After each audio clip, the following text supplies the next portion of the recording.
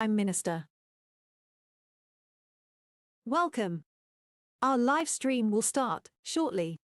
Today Britain chooses the new Prime Minister.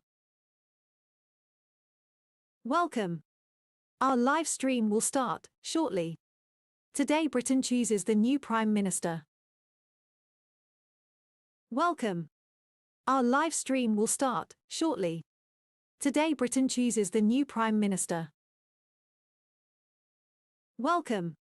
Our live stream will start shortly.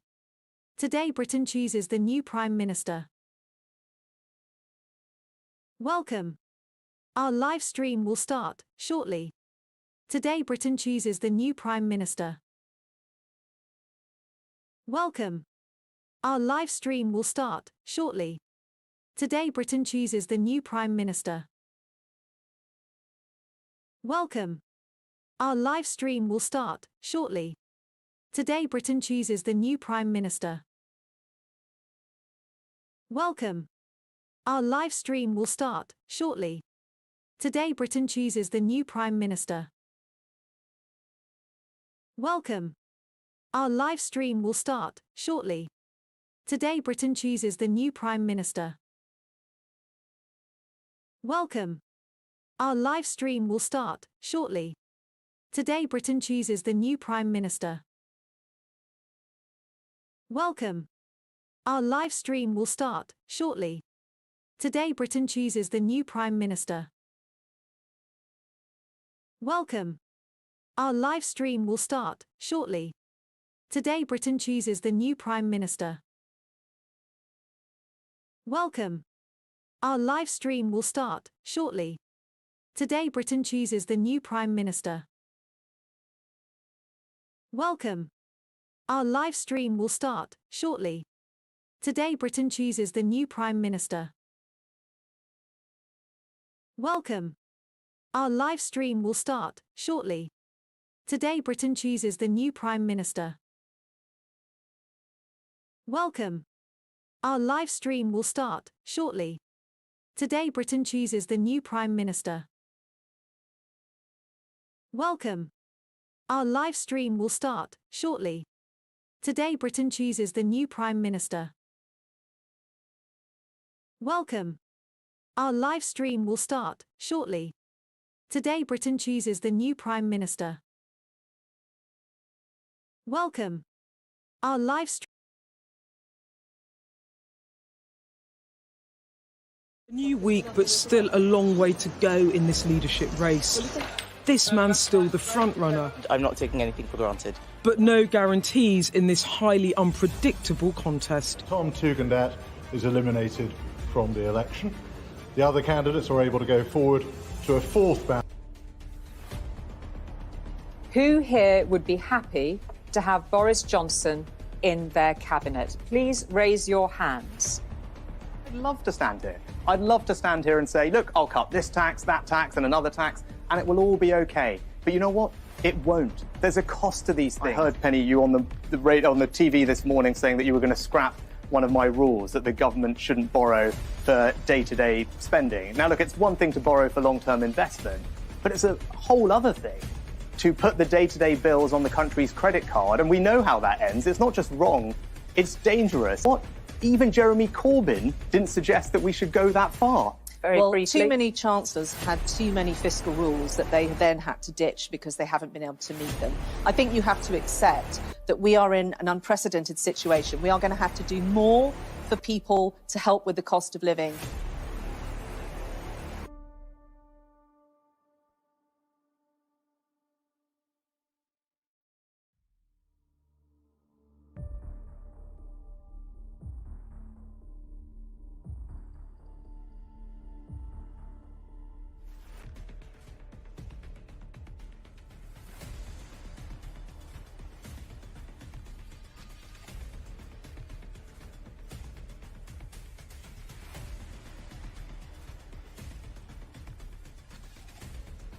When COVID happened, we were all hugely shocked, and there was a discussion about what the response should be.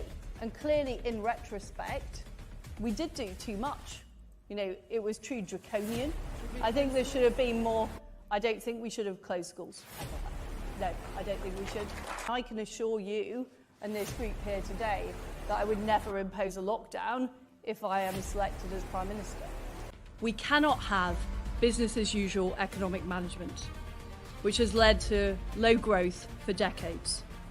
I am ready to be Prime Minister from day one. Increasing pressure from his bosses to back Remain. Yet Rishi went against the advice of his superior, and he didn't stop there. When Rishi became Chancellor in 2020, he delivered several Brexit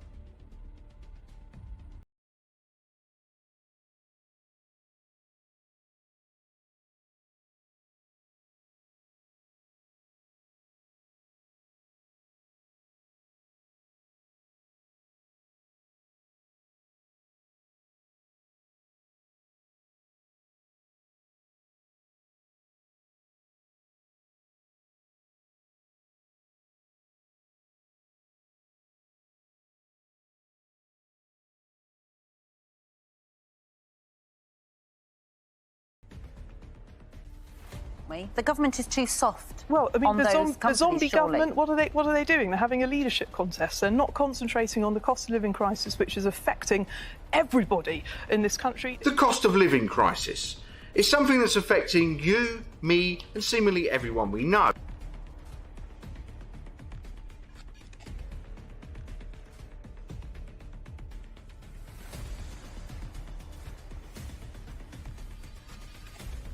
So after COVID last year, we saw lots of economies grow, particularly Asia, and that already put pressure on the gas market. And as we saw, prices began to spike in around September of last year. Now this year, over and above that, we have seen a slow and deliberate cut-off of gas by Russia to the European market. And I look at the prices for winter now for buying the gas, they are 15 times what they normally are. Now, if that were to happen in petrol, that would mean it would cost us £400 to £500 to fill our car. We have, serious medical conditions within the family that, because of the state of the NHS, we are now having to fund private medical treatment. I mean, and that shouldn't be happening anyway because we are all taxpayers. The government could have seen this coming in 2014 when Putin decided to take Crimea. For one, you're not breaking the law. You have a right to withhold a payment if you wish. No one's going to send you to prison. The prisons are, the prison, like everything in this country, it is completely underfunded. They haven't got enough places to put people in prison. Huge debt companies, they say that this is a priority bill. And the worry is that this can lead to debt collectors coming around to your house, court summons. Then you could get a black mark against your name. Just because you took part in this campaign, you may never be able to get a mortgage for it.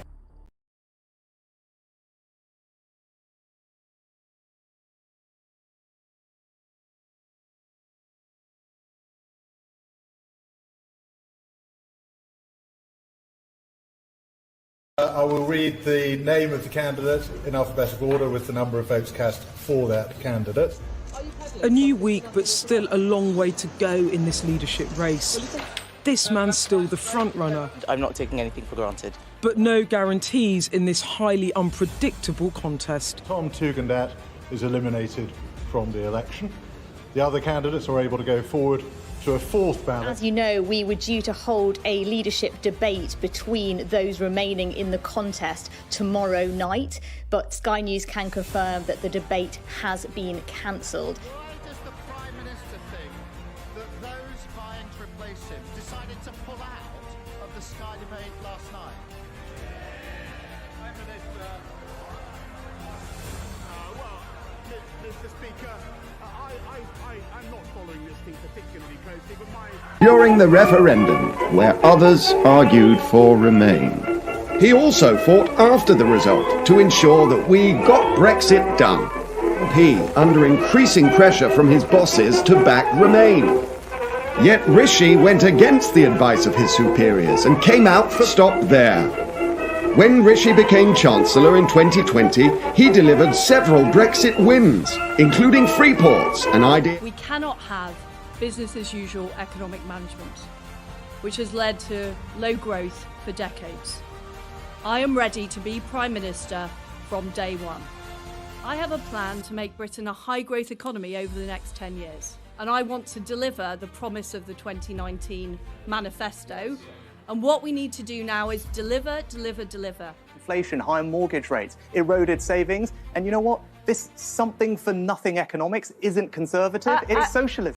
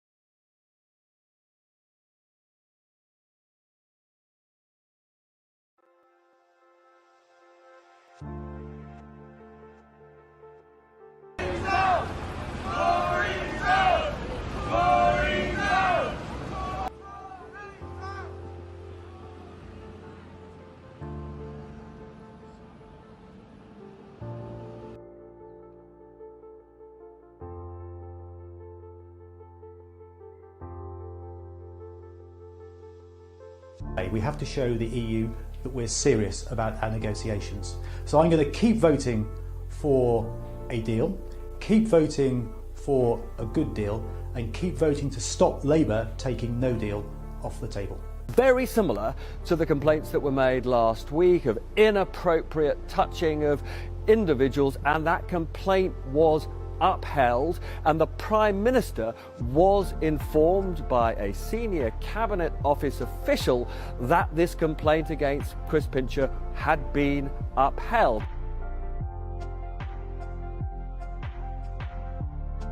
I spoke with Number 10 both yesterday and today, and I asked them firmly and clearly for an answer on this, and I've been given categorical assurance that the Prime Minister was not aware of any serious specific allegation with regards to the former Deputy Chief Whip.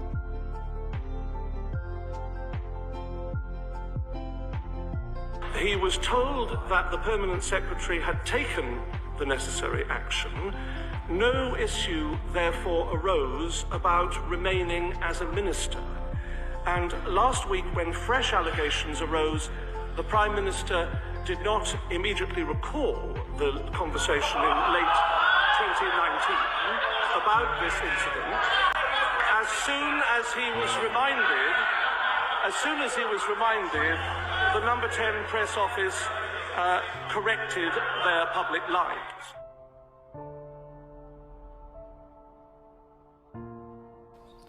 But I haven't concluded that the problem starts at the top.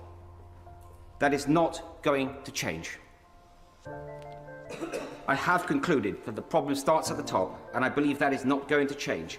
And that means that it is for those of us in a position who have responsibility to make that change. I think Rishi Sunak has just resigned. I'm just getting this through on my phone, a tweet here from Rishi Sunak saying the Chancellor saying the public rightly expect government to be conducted properly, competently and seriously. I recognise this may be my last ministerial job, but I believe these standards are worth fighting for. This is why I am resigning. A former top civil servant says Boris Johnson was briefed in person about a formal complaint concerning the MP Chris Pincher's behaviour, directly contradicting the account from Downing Street. I know that the senior official briefed the Prime Minister in person because that official told me so at the time. This constant charade just will not wash. These latest disturbing allegations about the ministerial misconduct are all about abuse of power. And there is one common fault, Mr. Speaker, with the system currently that the Minister spoke about, and that's the power that's granted by this Prime Minister.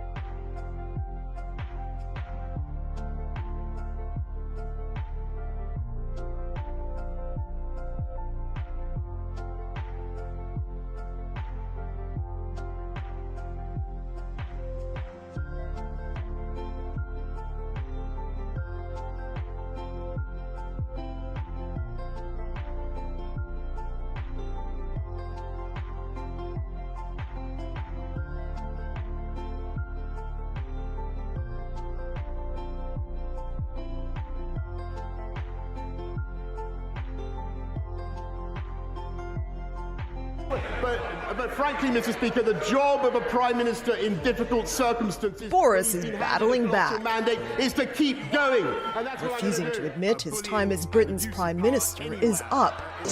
And that we are seeing, and it shows the government is firmly on the side of the British people. We're on your side, but what we're doing is not just using our fiscal firepower to help people. Right now, we're also taking the steps that are necessary to bear down on costs over the medium and the long term as well. Reforming our energy market, reforming our housing markets. He claims that no rules were broken. He claims he didn't know what was happening in his own house last Christmas. I don't believe him. His MPs don't believe him, and nor do the British public.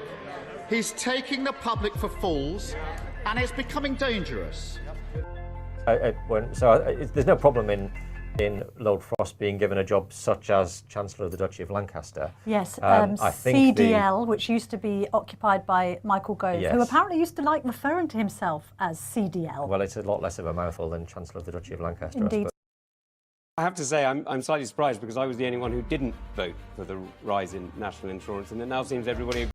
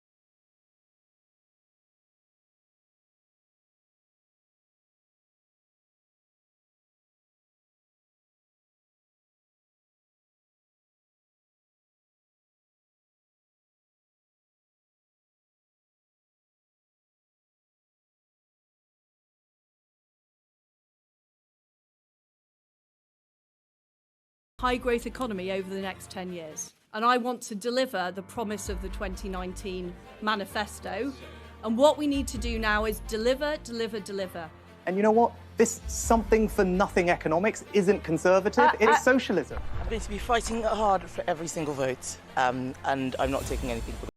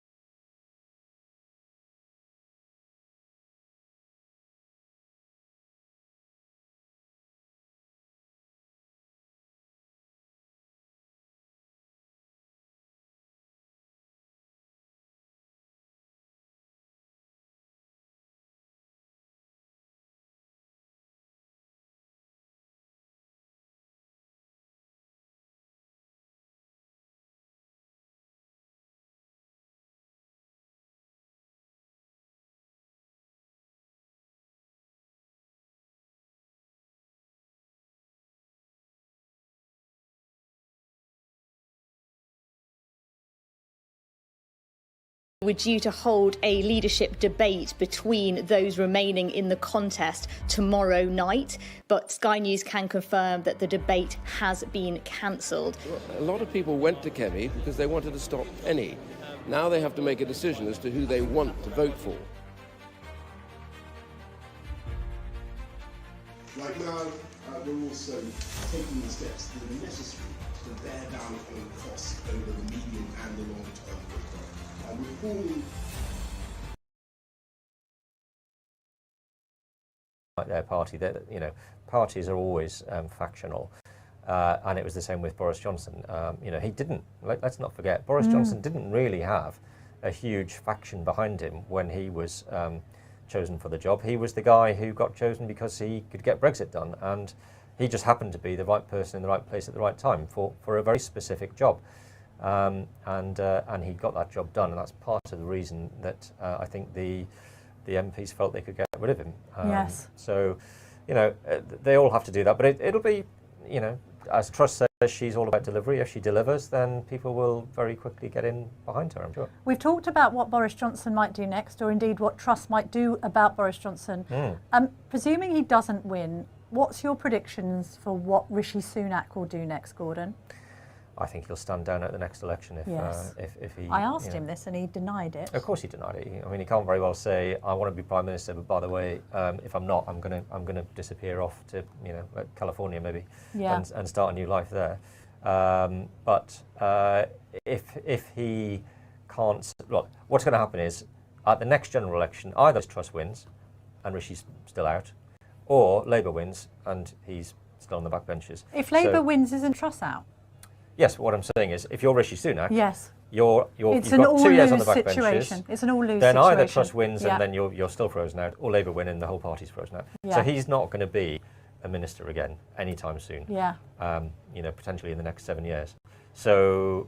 Mind you, I say that, does Liz Truss, I mean, they might stick with, it depends what the election result is, we're fast-forwarding too much. Now that is Theresa Coffey, who we've been speaking about, who is very close to Liz Truss. She's there in the white jacket, just being hugged. That is Camp Truss, isn't it, on steroids, because you've got Ranil Jariwardena on the left-hand side of the picture there. He's being tipped for...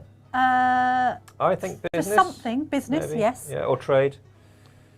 We've got... Michael Fabricant sitting just behind Theresa Coffey there. In the middle, we've got Brandon Lewis. He introduced Liz Truss for the Telegraph hustings. He's actually ripe for it. We haven't discussed him. Brandon Lewis always comes up smelling of roses, doesn't he? He ends up... He's quite a subtle little operator, Brandon Lewis, because he ends up in really senior roles. Very experienced, seen as a safe pair of hands. I think he's probably very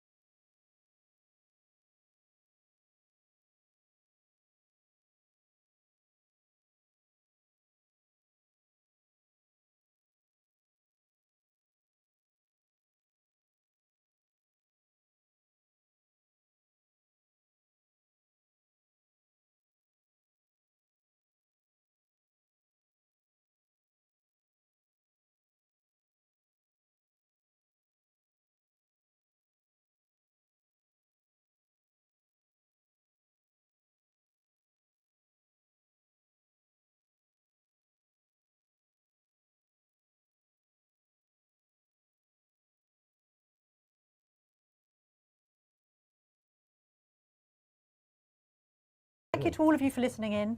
You're listening to the Telegraph live stream. And here we go. Okay. Silence. We'll go to it now. Party.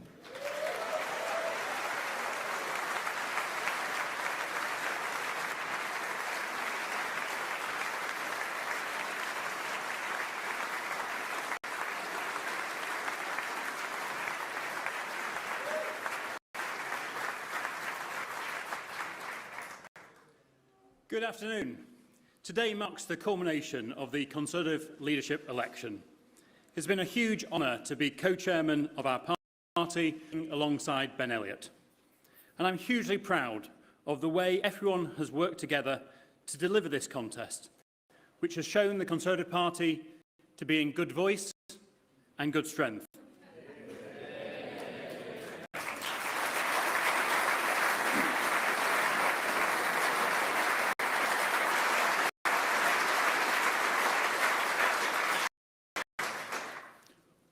We've held 12 regional hustings the length of the United Kingdom, attended by 20,000 party members. It's been a long campaign. 20,000 party members and watched online by over 2.5 million members of the public. Hustings involved our two fantastic candidates undergoing 14 hours of questioning and taking more than 600 questions from party members.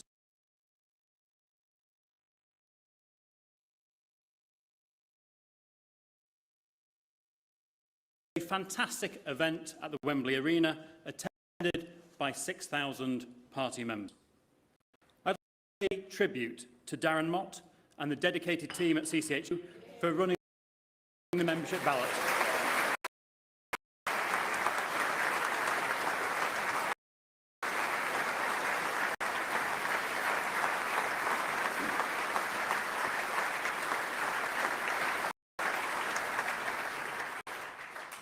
I'd also like to thank my parliamentary colleagues for their support throughout the process, and in particular members of the 1922 executive, ably led by Sir Graham Brady, who has been the returning officer throughout the process. But our members who have undertaken the solemn duty of choosing our next leader and our next Prime Minister. Our members have engaged constructively, positively and thoughtfully in the process, whilst also keeping busy getting a message out across the United Kingdom, something I've seen at the 87 constituency associations I've campaigned with in the last few weeks.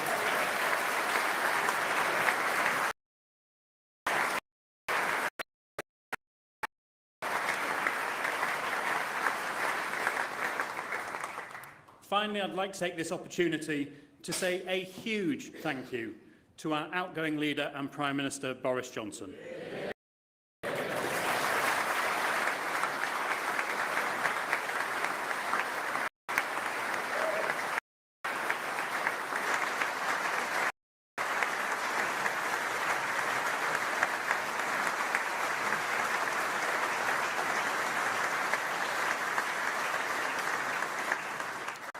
His leadership through Brexit, through the pandemic and now Ukraine was never going to be easy, but time and again he rose to the challenge and delivered for our country. It is now essential that we come together as a party and unite behind our new leader, Prime Minister, to you.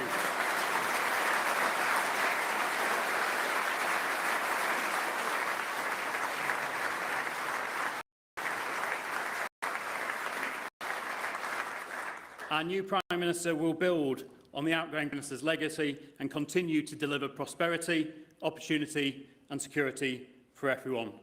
So with no further ado, will you please warmly welcome our two fantastic candidates, Rishi Sunak and Liz Truss.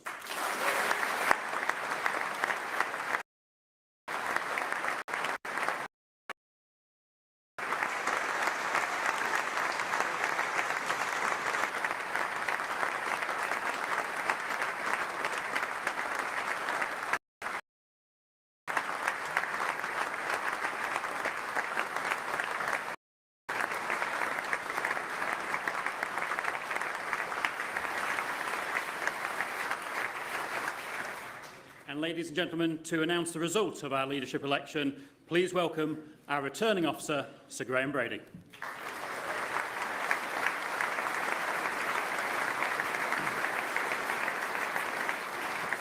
Thank you, Andrew. Good afternoon, everybody. On the 7th of July, the Prime Minister's resignation as leader of our party. The 1922 committee then organised 5 ballots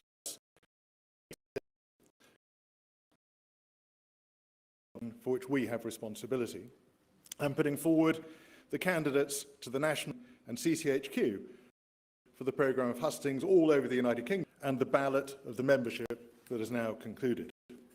I work closely with the board of the party, CCHQ and Civica Electoral Services to ensure that all qualifying members had the opportunity to vote and to ensure that our ballot was secure as well as free and fair. I'd like to thank the 1922 executive, and in particular my fellow officers, Naz Ghani, Will Ragg, Bob Blackman and Sambrook, and our staff for all of their help and support, especially during the administration of the parliamentary rounds of voting. I would like to thank the party board and staff for all their hard work organising the hustings, which allowed so many members to see the candidates in action, whether in person or online. I'm grateful to CES for the professionalism with which they have dealt with the ballot in distributing, collecting and counting the votes, both online and by post. Finally, I want to thank all the party members who have taken this responsibility very, very seriously. All the candidates put themselves forward for election, and in particular, my colleagues Rishi Sunak and Liz Truss, who ran such excellent campaigns in the full glare of scrutiny and who showed themselves to be outstanding candidates to be the leader of our party.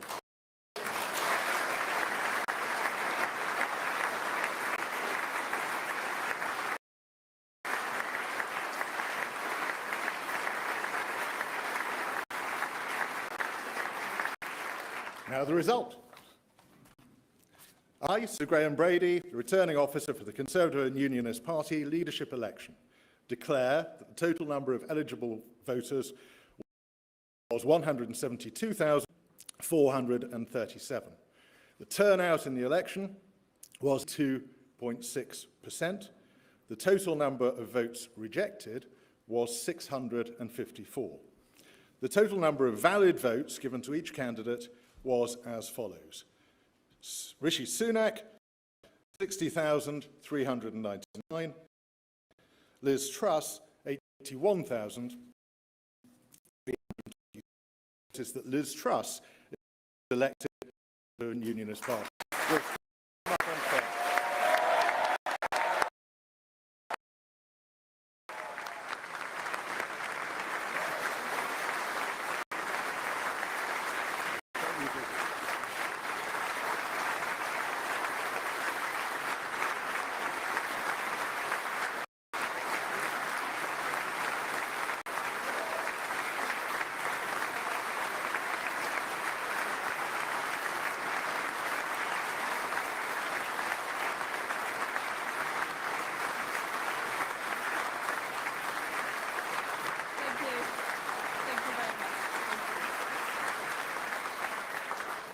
Well, thank you, Sir Graham. It's an honour to be elected as leader of the Conservative and Union. I'd like to thank the 1922 committee, the party chairman and the Conservative Party for organising one of the longest job interviews in history. Thank you very much. I'd also like to thank my family, my friends, my political colleagues, those who helped on this campaign. I'm incredibly grateful for all of your support. I'd like to pay tribute to my fellow candidates, particularly Rishi Sunak. It's been a hard-fought campaign.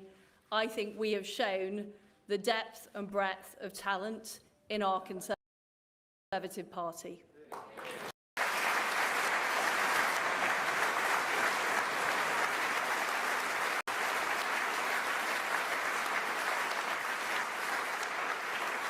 And I also want to thank our outgoing leader, my friend, Boris Johnson.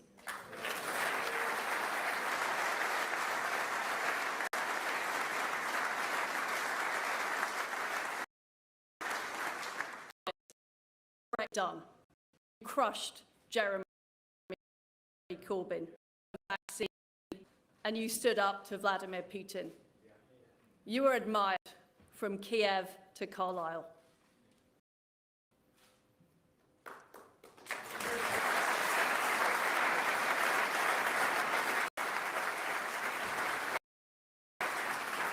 Friends, thank you for putting your faith in me to lead our great Conservative Party, the greatest political party on earth.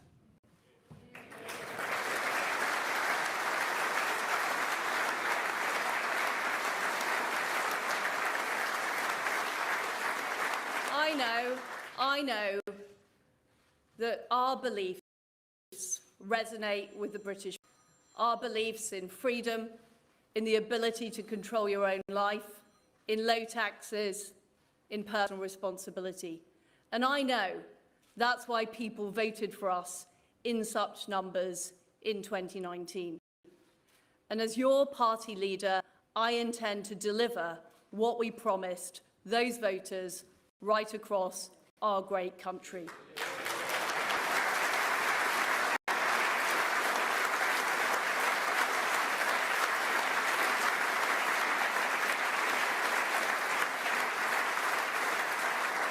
During this leadership campaign, I campaigned as a Conservative and I will govern as a Conservative.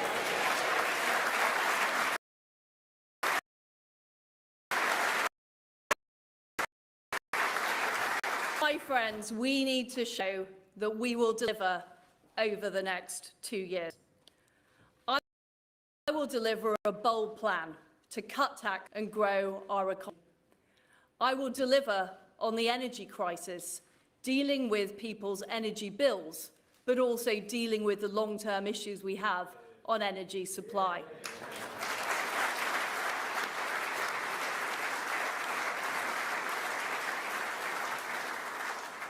And I will deliver on the National Health Service.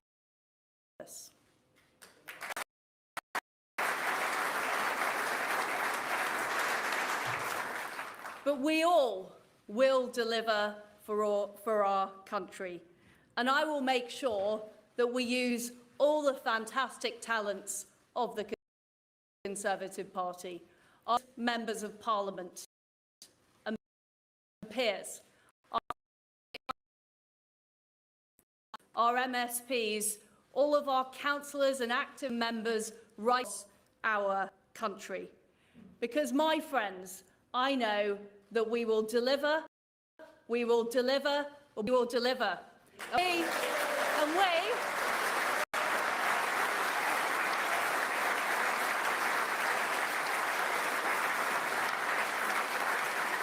we will deliver a great victory for the Conservative Party in 2024. Thank you. Thank you.